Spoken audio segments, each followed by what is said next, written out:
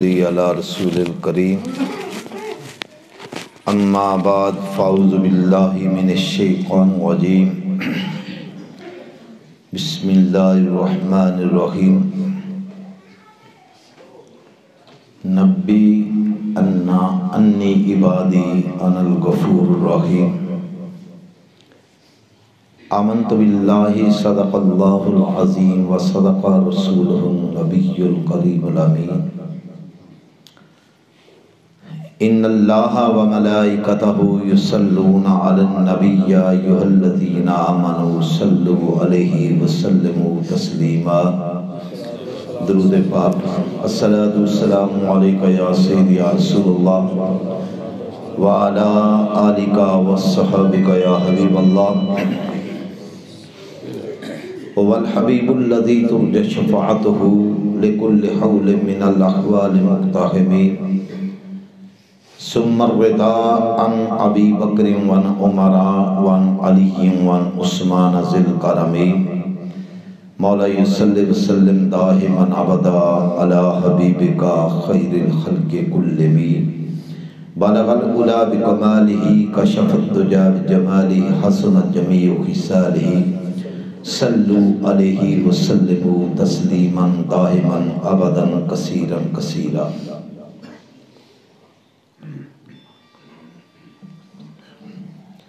وہ خشک شاخوں کو تازہ گلاب دیتے ہیں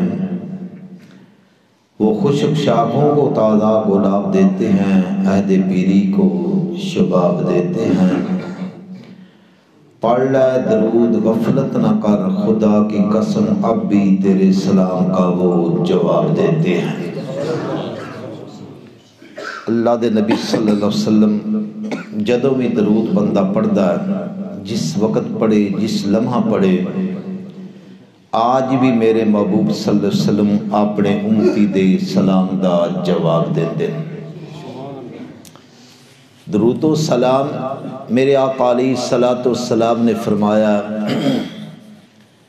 اتنی جلدی آگ پانی تے اثر نہیں کر دی جتنی جلدی بندہ درود پڑھے تے اندے بندہ اللہ گناہ معاف فرما دیندا ہے یعنی گناہ بندے دے ہون درود پڑھے درود و سلام اپنے نبی تے اتنی آگ جلدی آگ تے پانی کنٹرول نہیں کرتا جتنی جلدی اللہ درود دے صدقے اپنے بندے دے گناہ معاف فرماتا ہے برادران اسلام آج کی جو محفل ہے تقریب سعید جس کے اندر ہم سب کو حاضری کی سعادت مل رہی ہے اجی محمد شریف صاحب مولوی صاحب انہوں نے بہنجا محمد نوید الحسن اس دے اصال ثواب واسطے اسی سارے حاضر ہوئے ہیں دعا ہے مولا کریم پیارے نبی صلی اللہ علیہ وسلم دے پیارے نواسے حسن و حسین دا صدقہ اللہ تعالیٰ ساڑھے ساریاں نے حاضری قبول فرما کے مرحوم دے قبر دیاں منزلہ آسان فرمائے برادران اسلام موت ایک اللہ دا اٹل فیصلہ ہے اس دے اندر اگا پچھا نہیں ہو سکتا کمی نہیں ہو سکتی جس دا مرحوم دوست کہہ رہے ہیں کوئی بیمار نہیں چند لمحے بیمار ہویا گجرات گیا گجرات دے اندر اس دے وقت آخری آ گیا وہ چلا گیا ہے ساڑھے واسطے عبرت نصیحت بنا گیا ہے کہ میں اج جا رہا کل تساں بھی جانا ہے آج میں چلا گیا تسی بھی موت دی تیاری کر لو عقل مند تے دنا او بندہ ہے میرے پاک نبی صلی اللہ علیہ وسلم دی بار عرض کیتا یا رسول اللہ عقل مند کون ہے دنا کون ہے صاحب علم کون ہے سوچو بچار حدسی دا مالک کون ہے میرے محبوب نے فرمایا جڑا موت دی تیاری کرتا ہے جڑا موت دی تیاری دے اندر ہے ہمہ وقت موت نو تیار کر رہا ہے آج میرے دوست ہم موت کو بھول چکے ہیں یہی وجہ ہے کہ آج ہماری مسجدیں ویران ہیں قرآن سے ہماری دوری ہے اولاد والدین کی نافرمان ہے اور بھائی بھائی سے بے خبر ہے اگر موت یاد ہو تو کبھی ایسا نہ ہو ہماری مسجدیں بھی آباد ہو قرآن سے بھی ہمارا جو رشتہ ہے وہ مضبوط ہو ہم نے موت کو بھولا اور اپنے رب کو بھی بھول چکے ہیں اور ایک ولی کامل کا واقعہ بھی موت کے بارے میں آتا ہے کہ حضرت بلال دنار رحمت اللہ تعالی ایک بادشاہ کی بارگاہ میں آتے تھے. بادشاہ نے اجازت دی ہی تھی یہ بندہ جب آئے یہ ولی کامل ہے اس کو آنے دو, ہمہ وقت اس کے لیے دروازے کھلے ہیں. ایک دن بادشاہ نے کہا اللہ کا ولی یہ چھڑی لے لو, یہ اس بندے کو دے دو جو میری اس پوری کابینہ کے اندر کم عقل ہو اور بے وقوف ہو, اس کی عقل کام نہ کرتی ہو. اس ولی کامل نے پوری کابینہ کے اوپر نظر دوڑائی اور نظر دوڑا کے چلا گیا. بادشاہ خوش ہوا کہ میری پوری کابینہ جتنے وزیر ہیں یہ دنا ہے, یہ عقل مند ہے, یہ سلجھے ہوئے ہیں, یہ صاحب بصیرت ہے. اور جب ولی کامل چند دنوں کے بعد ولی کامل کو پتہ چلا بادشاہ بستر علالت پر ہے اور مرگ موت کے قریب ہے, اور ولی کامل آئے اس بادشاہ سے پوچھا کیا حال ہے. بادشاہ نے کہا اب میں جا رہا ہوں اور تیاری کر رہا ہوں. ولی کامل نے پوچھا کدھر جا رہے ہو, کتنے دنوں کی تیاری ہے. عرض کیا حضرت اب واپس آنے کی تیاری نہیں, موت کی تیاری ہے. آپ نے پوچھا اللہ کے بندے تم نے اس جگہ کے لیے کتنی تیاری کی ہے جب تم دنیا کے دورے پر جاتے اور پورا یعنی انتظام کر کے جاتے, بندوبست کر کے جاتے, اب واپس نہیں آنا, کتنے اس کی تیاری کی ہے.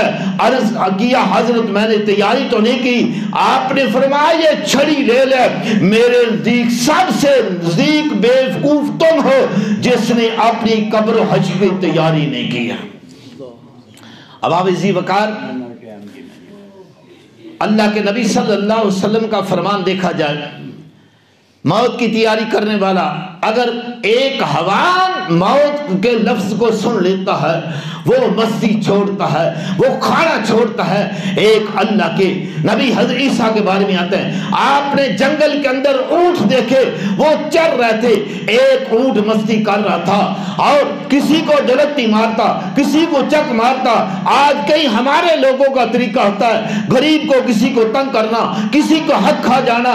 آپ نے اس اونٹ کو بولا تم نے مرنا نہیں ہے. جب لفظ موت سنا اس نے مستی بھی چھوڑ دی, کھانا بھی چھوڑ دیا. کچھ دیر کے بعد واپس آئے, اس کے والد نے پوچھا اور کیا وجہ ہے, یہ اونٹ کیوں کمزور ہے. اس نے کہا کچھ دیر پہلے کوئی گزرنے والا گزرا تھا, اس نے کہا کچھ نے پتہ نہیں کیا کہا. آپ نے فرمایا میں نے اس کو لفظ موت کہا, تم نے مرنا نہیں. اگر ایک حیوان جانور ہے لا عقل ہے وہ لفظ موت سن لیتا ہے اور وہ مستی چھوڑ دیتا ہے. اے میرے مسلمان بھائی تو روزانہ غسل بھی دیتا ہے, کفن بھی دیتا ہے, قبر کے اندر اتارتا بھی ہے, اس کے باوجود تم اپنے رب کا پھر بھی نافرمان ہے. اب آپ اسی وقت ٹائم ہونے والا ہے, حاضری مقصود ہے. آیا کریمہ 90 عبادی اللہ فرماتا ہے میرے محبوب تسی فرما دیو میں بڑا غفور ہوں. اللہ کہہ رہا ہے میں بندوں کو سارے دوست آگے آگے ہو جائے, پیچھے مہمان آ رہے ختم دا بیٹے آگے میرے پاس حاجی صاحب آگے آ جاؤ. مہمان آ رہے ہیں بار بار کہنا کوئی اچھا کام بھی نہیں, آگے ہو جاؤ, سارے آگے ہو جاؤ.